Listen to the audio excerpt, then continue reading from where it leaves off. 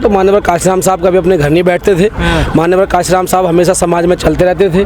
आज समय आ गया है जो मान्यवर काशीराम साहब में आस्था रखते हैं, जो उनके विचारों को, उनके मूवमेंट को बढ़ाना चाहते हैं, तो अपना घर परिवार बंगला त्याग करके वो समाज में आए, मूवमेंट करें, समाज की आवाज़ को उठाएं, धरने प्रदर्शन करें, जिससे कि समाज में एक जुनून जोश पैदा हो मान्यवर काशीराम व बाबा साहब के मूवमेंट को लेकर के। घरों से कभी भी जो है मूवमेंट नहीं चला करते। कभी धरना करती है किसी के लिए? देखिए, ये सवाल पार्टी के लोगों से पूछा जाए। हम लोग युवा शक्ति दल के लोग हैं और बहुजन समाज पार्टी को सपोर्ट करते हैं, क्योंकि इसमें मान्यवर काशीराम साहब की आत्मा जुड़ी हुई है, बाबा साहब की आस्था जुड़ी हुई है। सपोर्ट ही करते हो या जब तो पूछते क्यों नहीं? पूछते भी हो, सवाल भी पूछते हो या? देखिए, हम एक जरिया है जो देश का चौथा स्तंभ है मीडिया।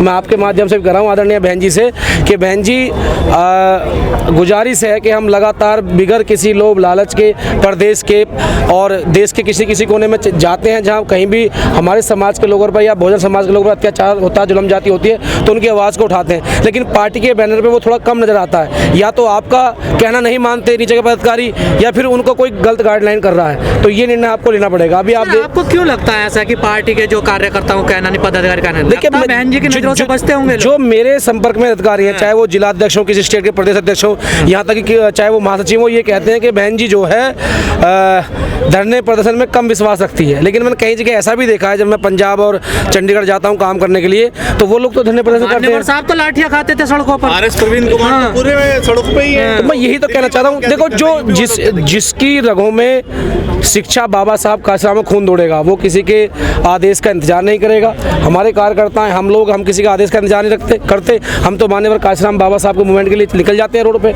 लाठियां खाते हैं, धरने करते हैं, प्रदर्शन करते हैं। समाज कहाँ जाए अब?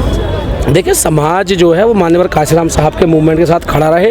रही बात बहन जी की, बहन जी कुछ व्यक्तिगत कुछ विचार हो सकते हैं, तो उससे दिख रही है आपको बसपा के निगम के चुनाव में 24 का भी है, अकेले पहले तो मिलकर लड़े थे तब 10। देखिए, मेरा मानना ये है कि मनुष्य किसी चीज़ को ठान ले तो ऐसा हो नहीं सकता कि वो चीज़ ना हो। अगर आज बहन जी ये ठान लेंगे मुझे 24 में किंग मेकर की भूमिका आना है प्रधानमंत्री की में, तो इस देश में कोई व्यक्ति ऐसा नहीं है जो बहन जी की बात को काट दे।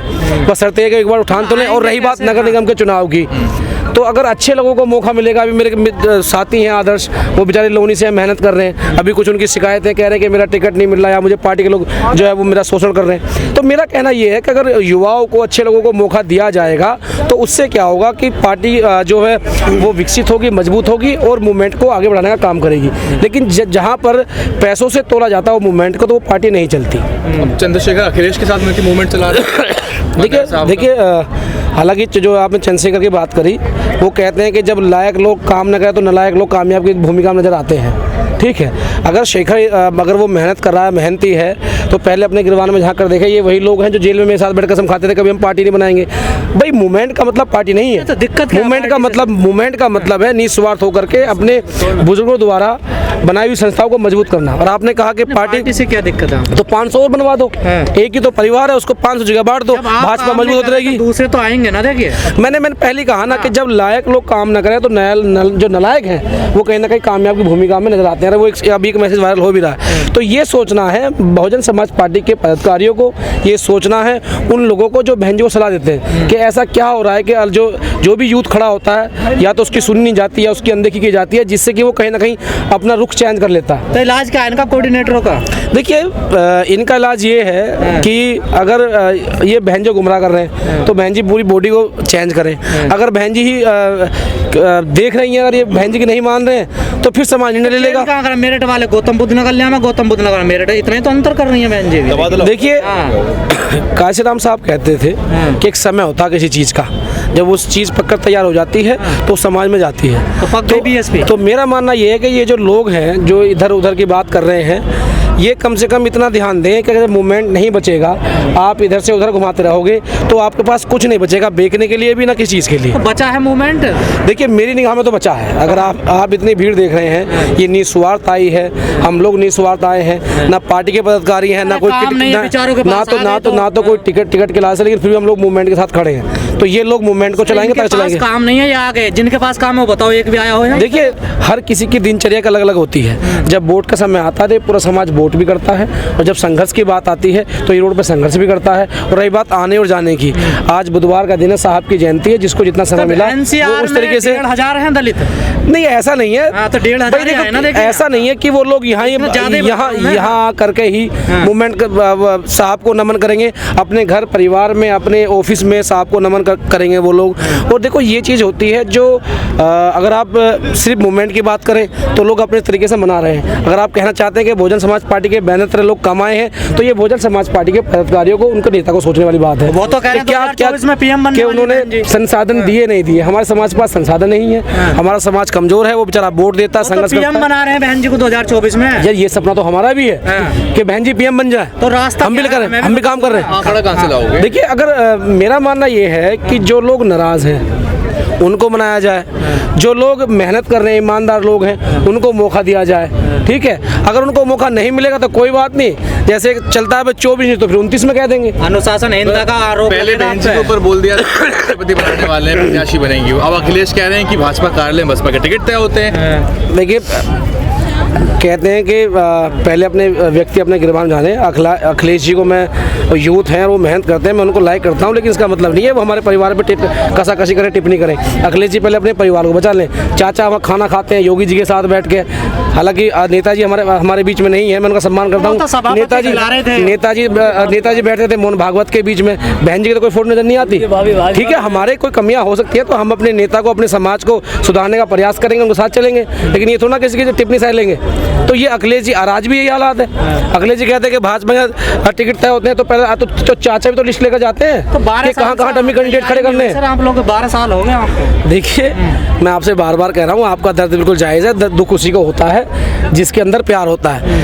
मैं और आप एक ही डाली के फल हैं, एक ही पेड़ के, एक ही वृक्ष की शाखा हैं। बहुजन समाज पार्टी इतनी कमजोर नहीं है जितना आप लोग सोच रहे हैं। समय पर निर्णय ले लिए जाएंगे। हाँ सर, बता तो दीजिए, 403 में से एक सीट जीती है आपने, बहुत बड़ा काम किया। देखिए, आप पहले बताइए, आप मूवमेंट को अपने दम पे जीता विधायक। मूवमेंट को पार्टी से जोड़ेंगे या क्या करेंगे? देखिए, बहुजन समाज पार्टी एक पार्टी नहीं, एक मूवमेंट है। ठीक है, मूवमेंट कभी खत्म नहीं होता, हार जीत तो चलती रहती है। यही भाजपा है जो काशीराम के सामने हाथ जोड़ती थी, जो आज नरेंद्र मोदी जी हैं, तो समाज जो इनके हार जीत लगी रहेगी।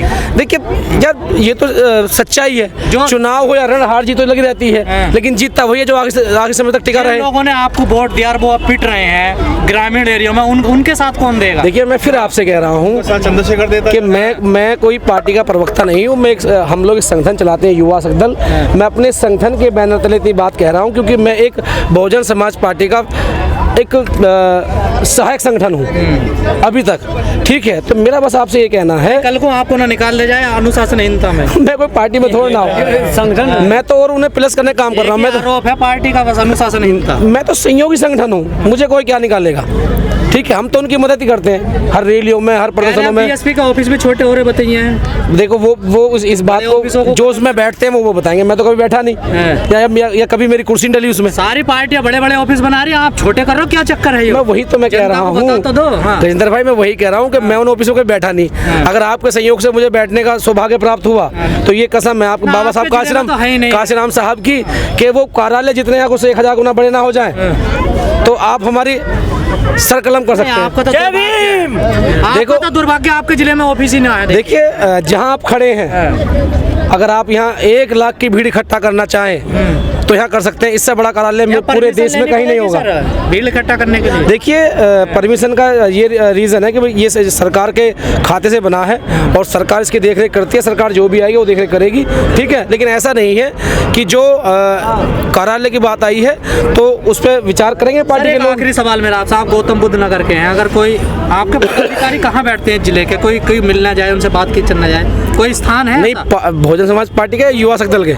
नहीं, बहुजन समाज पार्टी की। मैं कह तो रहा हूँ, मैं कोई बसपा का प्रवक्ता नहीं हूँ। मैं उस पार्टी का एक समर्थन को, एक सपोर्टक हूँ, संगठन के माध्यम से, युवा दल के माध्यम से।